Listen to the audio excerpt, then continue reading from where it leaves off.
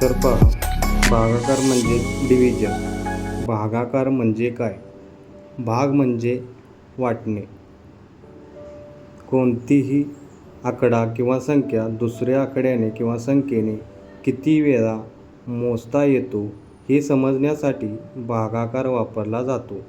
उदाहरणार्थ पहा, आपल्याकडे 12 फळे आहेत आणि 3 मुले आहेत, तर प्रत्येक मुलाला किती फळे मिळतील हे काढण्यासाठी आपण भागाकार वापरणार आहोत. तर पहा, यामध्ये काय काय आहे पहा.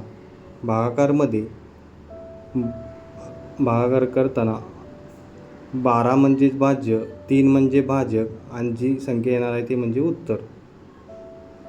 आता पहा, आता 3च्या पाड्यामध्ये 12 कधी आहे पहा.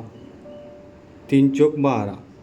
12तून 12 गेल्यानंतर बाकी आली 0, बाकी 0 आणि उत्तर आले 4.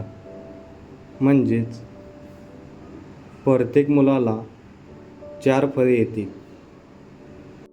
अशाच प्रकारचे आणखी काही उदाहरणं आहेत ते पहा. 36/6, 25/4 आणि 48/4. आपले उत्तर कमेंट बॉक्समध्ये कमेंट करा. धन्यवाद. व्हिडिओ आवडल्यास लाईक, शेअर आणि सबस्क्राईब करा. Okay, bye.